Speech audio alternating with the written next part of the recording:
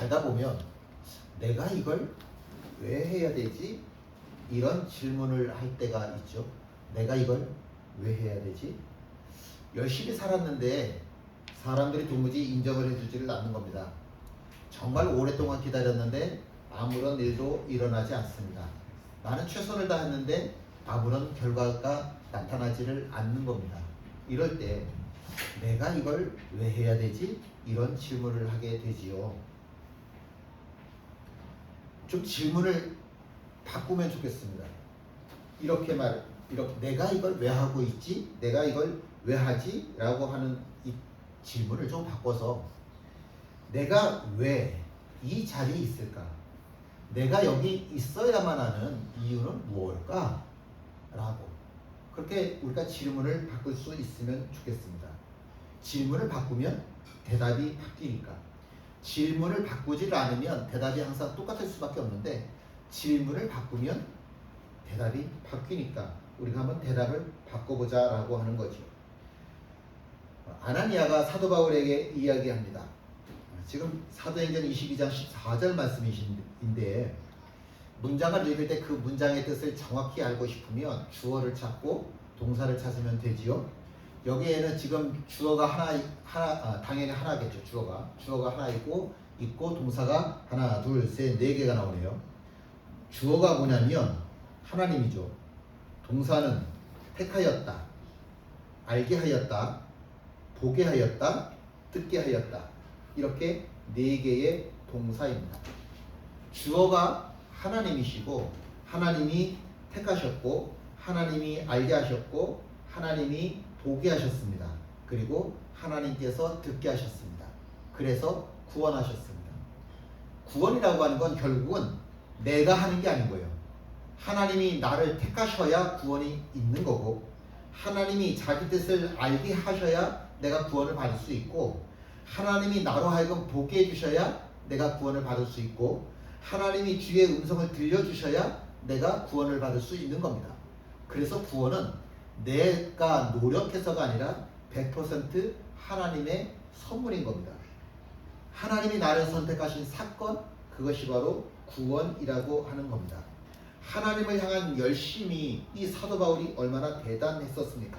그래서 그 이스라엘 내에 종파가 여럿 있는데 바리새파가 가장 엄격하게 율법을 지켰거든요. 그 바리새파 사람들 문화에 들어가서 삶을 살았고 최고의 랍비 가말리엘이라고 하는 사람에게서 교육을 받았습니다.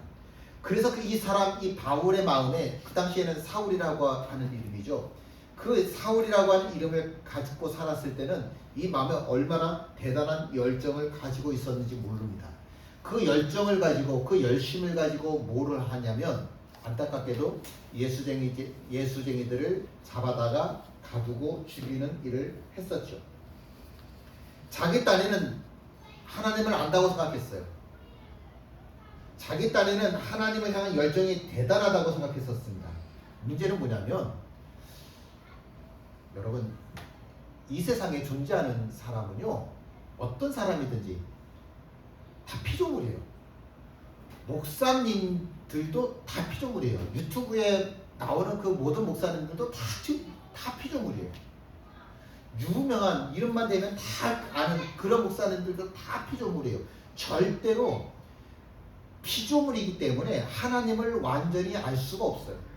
내가 만난 하나님, 내가 깨달은 하나님에 대해서 설교할 수는 있지만 그러나 내가 만난 하나님이 전부가 아니고 내가 깨달은 하나님이 전부가 아니거든요. 그런데 이 사도 바울은 사울이라고 하는 이름을 갖고 있을 때는 자기가 만난 하나님, 자기가 배운 하나님이 전부라고 생각을 하고 큰 이미지를 그렸어요. 하나님은 이런 분이구나 라고 하는 이미지를 그렸는데 이런 건 우상이에요. 이런 건 우상입니다. 목사가 믿는 하나님이 절대적이라고 목사가 설교하는 하나님이 절대적이라고 믿는 거 그거 우상이 돼요. 우상이에요. 하나님은 어떤 목사들이 감히 말할 수 없는 그 어떤 수준보다도 크신 분입니다. 하나님에 대해서 모든 걸 다 아는 그런 존재는 이 땅에 없습니다. 근데 사울은 자기가 만난 하나님, 자기가 공부한 하나님, 자기가 느끼고 깨달은 하나님이 전부인 줄 알고 그 하나님을 위한 열정을 불태웠는데 그 잘못된 이미지, 하나님에 대한 잘못된 이미지, 그것이 우상이 되었고 그래서 예수쟁이들을 잡아다가 가두고 죽이는 참 안타까운 일을 한 겁니다. 하나님이 사울을 구원하셨어요. 보세요. 이 사도 바울이라고 하는 사람이 하나님을 우상화했잖아요.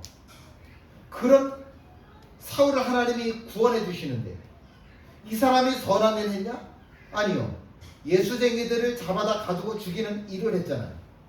여기 내가 선하게 살았다라고 하는 그런 내놓을 만한 건덕지가 하나도 없는데도 불구하고 하나님이 사울을 구원하셨잖아요.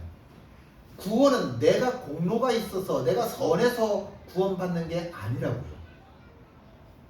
무조건적으로 나를 선택하신 결과가 구원이라고 하는 겁니다. 그래서 구원은 뭐다? 선물이다. 그래서 구원은 뭐다? 선물이다. 아까 대표 기도하는 거 보고 깜짝 놀랐는데 오늘 말씀이 좀 이야기를 하고 싶었던 부분이 이 부분이 있거든요. 아나니아가 사울에게, 아직 사도 바울 전이에요. 아나니아가 사울에게 안수기도 하면서 들려주었던 이야기가 뭐였었냐면 네가 그를 위하여 모든 사람 앞에서 네가 보고 들은 것의 증인이 되리라 라고 하는 겁니다.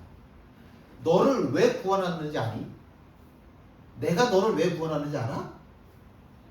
너 증인이 되라고 구원하는 거야. 내가 그 말한 자격이 되나? 생각을 해보면 제가 잘나게 사는 거 없단 말이에요.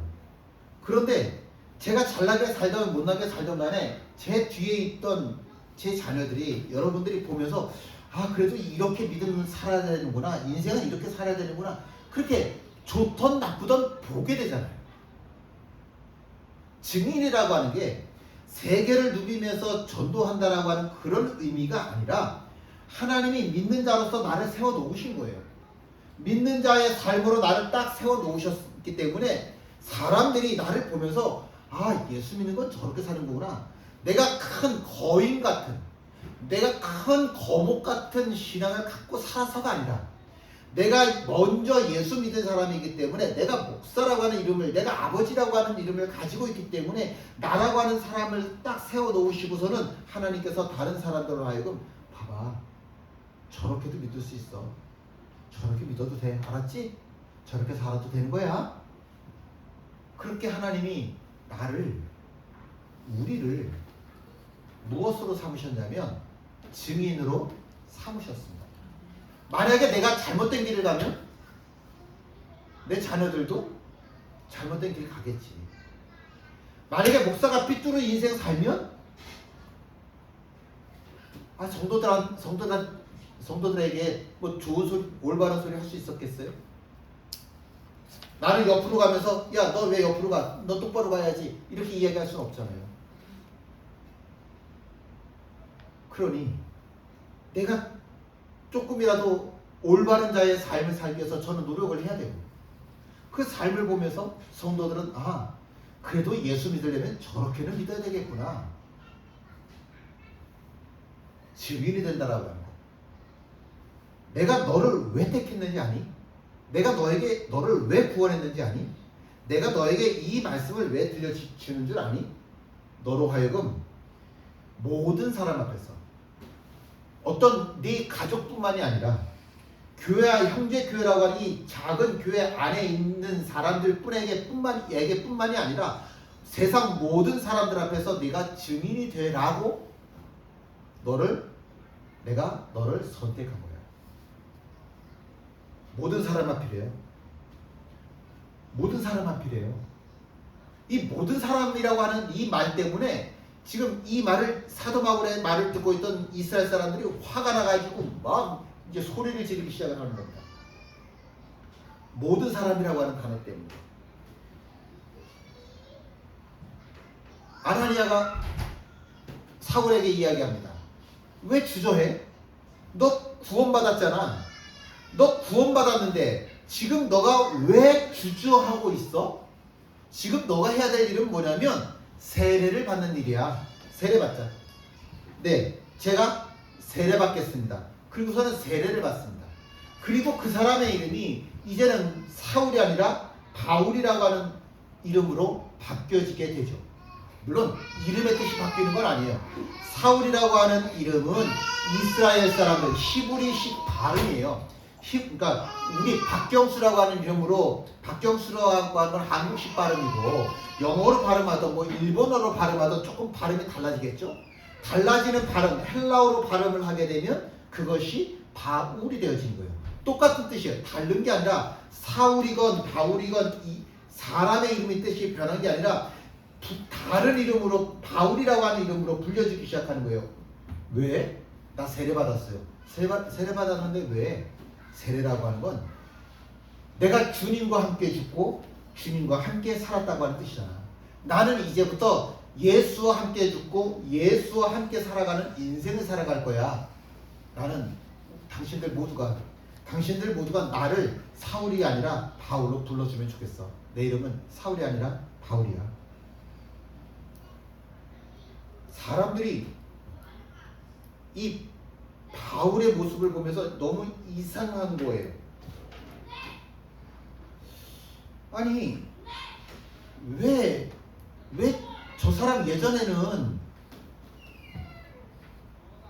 저 사람 예전에는 예수쟁이들 잡아 죽다가 죽이는 일을 했는데 왜 저렇게 사람이 변했지? 지금 바울도 자기를 불러주신 주님한테 얘기하는 게 이거예요. 주님, 예전에요 제가 스데반이라고 하는 사람이 죽을 때 사람들의 옷을 맡아두었어요. 그 무슨 얘기냐면 이 사람들이요 옷을 맡아둔다라고 하는 얘기는 증인이라고 하는 그 자리에 증인이라고 하는 말도 있고 그 자리에서 책임자적인 자리에 있다라고 하는 뜻도 되거든요. 스데반을 죽이는 일에 자기가 제일 앞장섰다는 얘기예요. 스데반을 죽이는 일에 자기가 제일 책임자 위치에 있었다는 거예요. 그랬던 내가 이제는 예수 그리스도를 전하는 사람으로 되었잖아요. 예수님이 나가라 그러셨어요. 나가. 예루살렘에 있지 말고 너 나가. 아니에요 주님. 제가 변화가 됐으니까 제가 변화가 됐다고 이야기를 해야죠. 그러면 사람들이 제가 하는 이야기를 듣고 얼마나 많이 회심들 하겠어요. 예수님이 말씀하세요. 네가 변화됐다라고 하는 그 이야기를 한다고 해서 사람들이 네 말 안 들어. 너 나가. 나더러 또 이르시되 떠나가라. 내가 너를 멀리 이방인에게로 보내리라 하셨느니라. 예수님이 가지고 계신 계획은 뭐냐면 내가 하나님 이 사도 바울은 자꾸 자기가 가지고 있는 열정을 가지고 자기가 하고 싶은 일을 하고 싶어요. 네가 하고 싶어하는 일을 하는 게 아니라 내가 하고 싶은 일을 해야 되는 거야. 그게 예수쟁이의 삶이야. 네가 하고 싶어하는 삶이 아니라 내가 원하는 삶. 그건 뭐냐면 너가 이방인에게로 가서 복음을 전하는 삶을 살아야 돼. 너가 원하는 삶이 아니라 내가 원하는 삶을 살아야 되는 거야. 그래서 이방인에게로 가야 돼. 근데 이 이방인에게로라고 하는 말이 나오는 순간 더 이상 이 이스라엘 사람들이 유대인들이 참지를 못하고 성경에는 뭐라고 써있냐면 옷을 벗었다고 돼 있고요. 티끌을 먼지를 막 날렸다고 돼 있어요. 이건 이스라엘 사람들이 느낄 수 있는 분노, 가장 큰 분노를 표현하는 방법이에요. 옷을 찢고 옷을 벗어던지고 먼지를 날리는 일. 이게 내가 얼마나 분노를 가지고 있는지 알아? 라고 하는 가장 극도로 분노하고 있다라고 하는 것을 표현하는 방법인 거예요. 그렇게 표현하는 거예요. 뭐 때문에 표현을 하냐면 지금 바울이 나는 이방인에게로 간다라고 하는 말 때문에 그래요. 이게 왜 이렇게 사람들로 하여금 분노를 일으키게 하고 있지? 네, 분노할 수밖에 없었습니다. 왜냐하면 이스라엘 사람들의 정체성은 뭐냐면 가장 중요한 단어가 선민의식이에요. 하나님이 나를 선택하셨다는 거예요. 근데 이방인들도 하나님이 구원하신다고? 저 사람들에게 성전 있어? 교회 있어? 없잖아. 저 사람들에게 율법 있어? 없잖아. 저 사람들이 하나님 알아? 모르잖아. 근데 하나님이 어떻게 저 사람들을 구원해? 저 사람들은 성전도 없고 율법도 없고 하나님도 모르니까 개야. 개보다 못한 놈들이야. 개보다 못한 놈들을 어떻게 구원을 한다고 해? 그러면 우리하고 이스라엘 사람들하고 이방인들하고 똑같은 등급이라고? 똑같이 구원을 받으면 저 개같은 민족들하고 개보다 못한 놈들하고 우리하고 똑같은 등급이라고 하는 건데 이게 말이 돼? 도저히 참을 수가 없는 겁니다. 근데 더 화가 나는 건 뭐냐면 사도 바울이 나는 이방인에게로 간다 그랬잖아요. 아니 그게 내 사명이라는 거예요. 그게 네 사명이라고? 저 개보다도 못한 개보다도 더한 놈들에게 가는 게 네 사명이라고? 야 너는 진짜 죽어야 되겠어. 우리는 선민 하나님께서 선택하신 선택받은 민족이라고. 우리하고 저 사람들과 똑같은 수준으로 너는 어떤 사람이다? 살려둘 가치가 없는 존재다. 너는 살아있을 가치가 없는 존재다. 너는 죽어야 돼. 그래서 사람들이요 들고 일어나서 막 이 사도 바울을 향해서 돌을 던지기 시작합니다. 죽이게 되는 거예요. 근데 우리도 보면 이 사람들하고 다르지를 않아요. 이제 밥을 먹는데 그냥 목사님들하고 이제 식사하는 자리가 있는데 어느 목사님이 자기가 가지고 우리나라는 이렇게 극으로 극좌 극 이렇게 나눠져 있잖아요. 이게 이야기를 막 이제 밥을 먹다 말고 막 흥분을 해서 얘기를 하는 거예요. 하여간 정치 얘기만 나오면 밥을 제대로 먹을 수가 없어요. 요새는 어떻게 해. 정치 얘기만 나오면. 안 그러세요? 정치 얘기만 나오면 사람들이 밥을 못 먹어요. 이 칩튀기느라. 한참 얘기하고 나서 제가 틀린 게 아니라 다른 거야. 이런 사람도 있고 이런 사람도 있고 이런 생각 갖고 있는 사람도 있고 이런 생각 갖고 있는 사람도 있는 거지 어떻게 다 목사님하고 똑같은 생각을 갖고 살아. 다 다른 거지. 너는 그러니까 극좌야. 저거 제가 극좌래요. 너는 그러니까 극좌야. 그래서 막 또 흥분을 하는 거예요.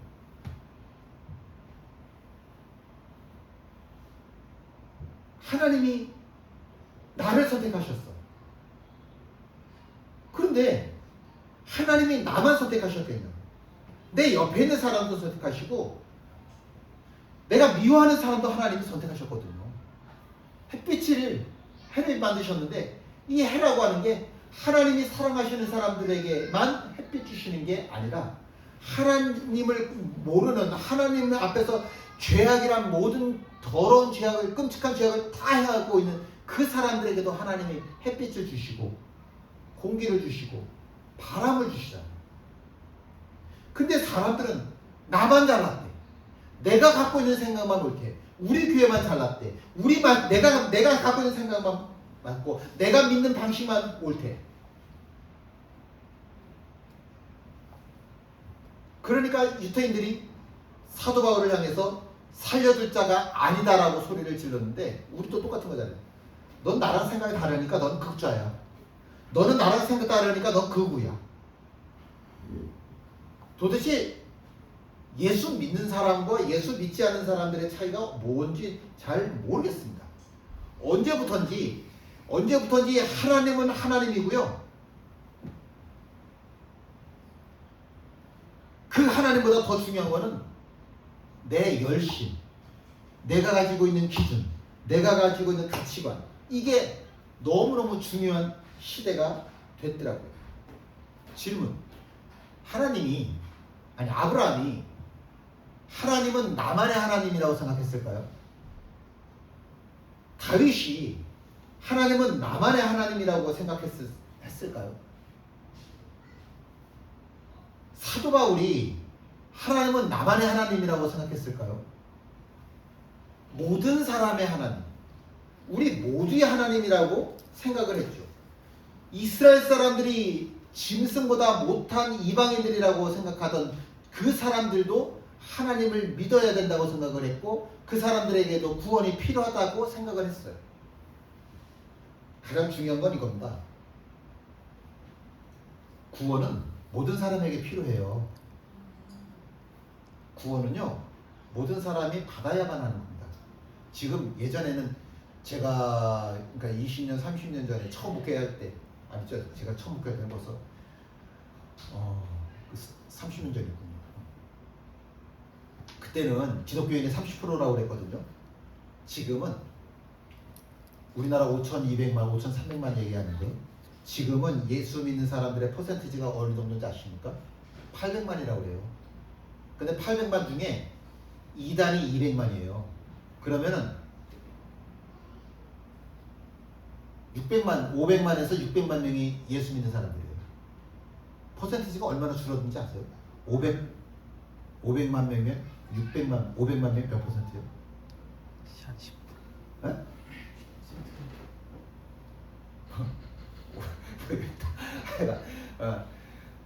그래요. 지금 사람들이 예수 믿는 사람들이 자꾸 눈에 띄게 줄어들고 있잖아요.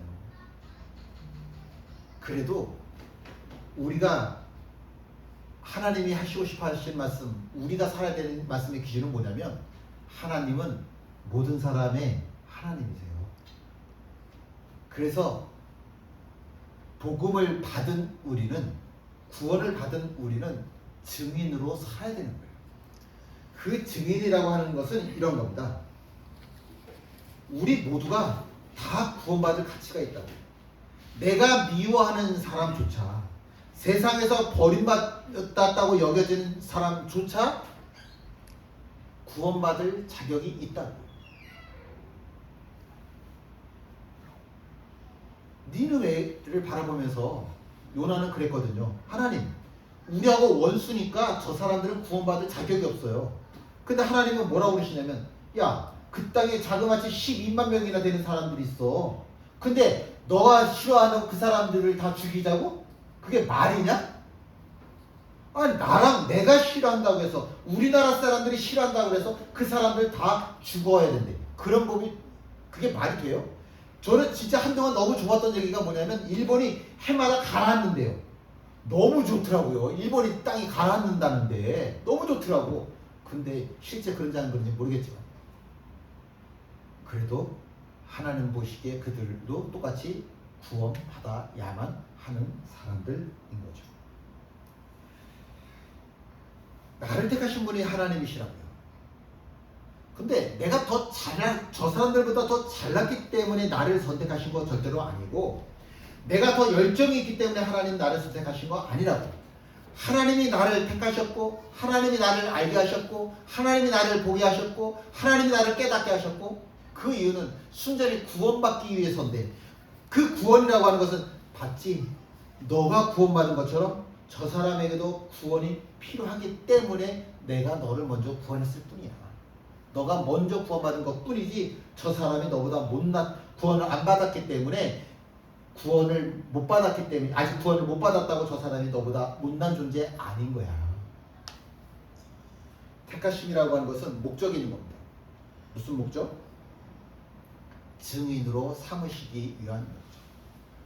택함이 목적은 나로 하여금 하나님이, 그래 너 이 아파트 사? 그래서 내가 너 구원한 거야? 내가 너 출세해? 그래서 내가 너 구원한 거야? 너 대통령 돼? 내가 그래서 너 구원한 거야? 절대로 아닙니다. 하나님이 나를 구원하신 목적은 오직 한 가지입니다. 나를 증인으로 삼으시기 위함입니다. 가정에서도 증인으로 사십시오. 은혜 받은 자로 사십시오. 직장에서도, 만나는 모든 사람들 그 가운데서도 먼저 예수 받은 사람처럼, 먼저 구원받은 사람의 합당한 모습으로 살아가십시오. 그것이 옳습니다. 이렇게 기도하면 좋겠습니다. 구원이 내 공로가 아님을 고백하게 하소서. 내 기준으로 사람을 판단하지 않게 하소서.